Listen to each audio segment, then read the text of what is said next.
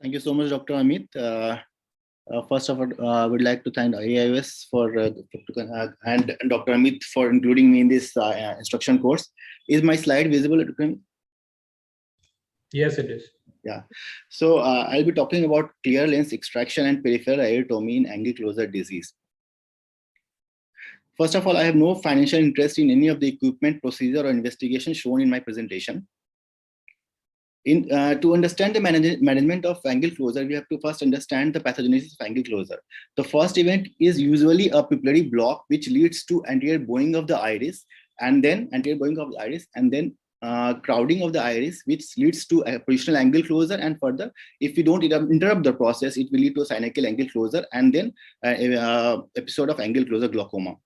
So to prevent this all to be happening, we can do a laser YAG peripheral iridotomy, which is a very safe and effective tool procedure to prevent abolish the pupillary block. So just we can create a peripheral iridotomy which can establish alternate pathway for the aqueous outflow. So that is established treatment for primary angle closure glaucoma, primary angle glaucoma suspects in special cases, and also in the contralateral eyes of acute primary angle closure glaucoma. It's a safe and quick procedure, and it takes around 2-3 minutes after preparing the patient, and it's an outdated procedure, so it's very easy to perform. Although there's very less complications are seen very less, but there are transient rise of intraocular pressure. So in certain hyphema can be seen in certain condition. Sometimes patients may complain of dysphagia especially if the PI is done in the palpebral zone, and rarely it can produce aqueous misdirection syndrome and progression of cataract. Now again, understanding the risk factors of primary angle closure. What are the risk factors actually causing the angle closure? In most of the cases, the lens bulk, which is increasing in size with the age of the patient, is occupying large area in the large volume inside the eye. So that is is a major cause in most of the cases. A shallow anterior chamber with area and volume, a thicker iris and anterior contour of the iris, or convexity of the iris, or curvature of the iris, and a high lens vault. Now, what is lens vault? Lens vault is the perpendicular distance of the anterior lens surface from to a line drawn artificially from the point connecting two scleral spur. So this is the distance called as lens vault. So with the aging of the patient and with the progression of cataract, this lens vault increases over the period of time, which causes the crowding of the angle. So remove the lens can depend the volume of the anterior chamber or see depth.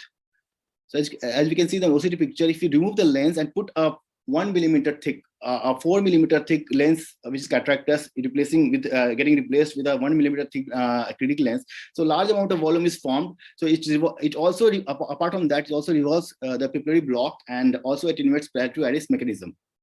Also, additionally, in the bag implantation, the IOL causes traction of the trabecular meshwork, and that can open up the trabecular meshwork also.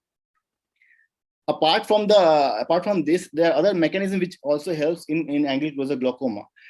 Because of continuous flush of the fluid and this hydrostatic pressure, it can mechanically strip open the few of the synovium which is recently formed.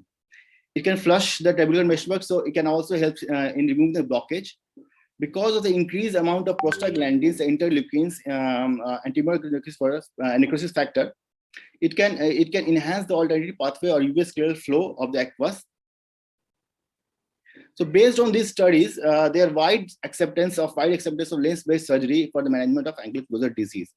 However, a clear lens extraction still remains controversial in the absence of concrete evidence. So it doesn't give a license to do a clear lens extraction. Now, there are various studies who have compared the clear lens extraction versus conventional therapy. Now, this is a study by Tham and colleague, which they have compared the result of clear lens extraction versus trabeculectomy, and in 26 eyes they performed phacoemulsification, and 24 eyes they performed a trab. And over a period of 24 months, they found that the IOP reduction was similar in both the groups. However, a trabeculectomy groups encountered more amount of complications. They also needed fewer drugs, but the complication was slightly more. So they emphasized that the trabeculectomy can be bypassed, and we can directly go ahead and do a cataract extraction in such patients. This is a study, Indian study by Tanuzada et al. They have done, first they have performed this normal conventional iridotomy, and once the IOP was not controlled, after 8 weeks, they performed the clear lens extraction when the IOP was more than 25 millimeter of mercury after doing a YAG PI. And they have found that the IOP dropped from a mean of 27 millimeter of mercury to 13 millimeter of mercury, and also other parameters like angle opening distance becomes hugely increased from 102 to 0.31. So almost 3 times it is getting increased. So there is wide opening angle after the clearance extraction. Major controversy arose after this publication by Lancet, which is effectiveness of early lens extraction for the treatment of primary angle closure, EAGLE trial. So they advocated the role of clearance extraction over the conventional therapy for the treatment of primary angle closure. They included 50 patients. They included 50 patients who are more than 50 years of age. It's a multi-centric randomized controlled trial done in five countries and more than 30 centers. They enrolled 419 patients, and out of which 155 has primary angle closure and 263 has primary angle glaucoma. So 208 patients were subjected to clear lens extraction, and 211 patients were subjected to standard care of doing a peripheral iridotomy and medically managing the case. And if the surgery is required, then further doing the surgery. What they have found that the mean IOP of 1 millimeter lower in the clear lens extraction group at the age of 3 millimeter as compared to the conventional therapy. Less patients in clear lens extraction group received any further treatment. Visual acuity was better in ETDRS chart, and they also had better contrast sensitivity and correction of refractive error. If you talk about visual field deterioration, there was no significant difference in the clear lens extraction group and the conventional therapy group.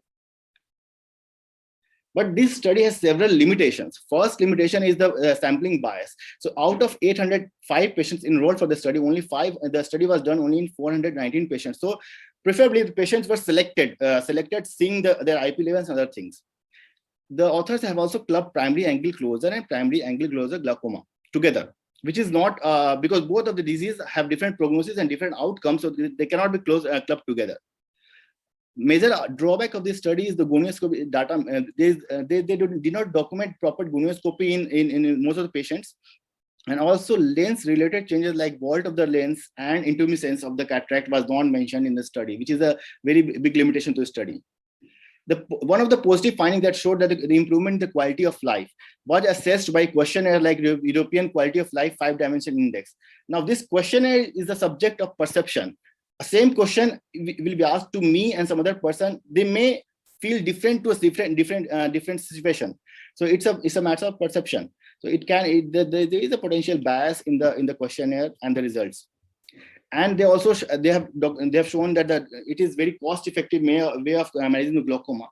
But again, the cost effectiveness is a matter of geographical location of the patient, cost of surgery in that location, whether the patient is insured by medical insurance or not, and also the role of government in supplying medicines and other procedures.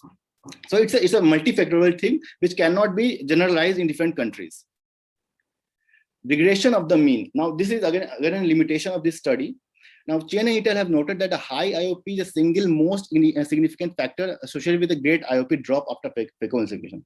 What it says, so regression of mean is a statistical phenomenon. If you have a significantly high pre-op pressure, and after doing a procedure, the IOP drops, that signifies or that extrapolates that the procedure itself is a reason behind a significant drop in the pressure. So because of the high pre-op pressure and regression to the mean, the significantly lowered IOP mentioned in many of the reports, both EAGLE study and the study by Dada, they have the pre-op IOP more than 30 and more than 25. That is why the drop in IOP was very much significant.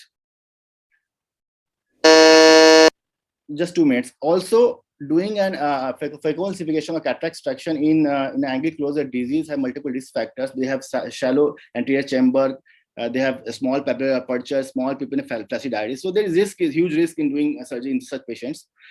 In this study, they have also documented the cases of posterior capsule rupture, vitreous loss, corneal edema. So visual acuity was deteriorated. So just imagine a situation, a patient coming with a vision of 6x6 with a high IOP, and we are doing a phacoemulsification. Remember, the study was done at the best center with best of the equipments and best of the surgeons.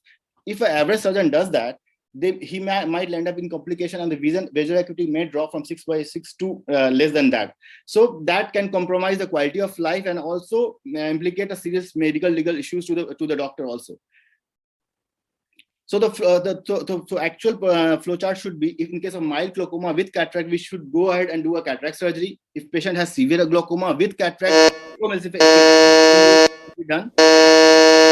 This last. And if the patient doesn't have cataract, we should do a trabeculectomy only. Phaco-trabeculectomy should be done in special cases only, where the anterior chamber depth is less than 2 mm, length thickness to axial length, the ratio should be is less than 0.2 mm, or there is a microphakia and sagittal diameter is less than 6.4 mm. And also the special condition where we can consider early lens extraction, but not a clear lens extraction. So my summary is the conventional treatment of doing a PI and medical management is more scientific and safe. Early lens extraction will be tried in primary angular glaucoma with unfavorable outcome. Prudent counseling is a must, and laser iridotomy should be performed in all cases. We cannot bypass this step, and combined should be done in cases of severe glaucoma. Thank you so much.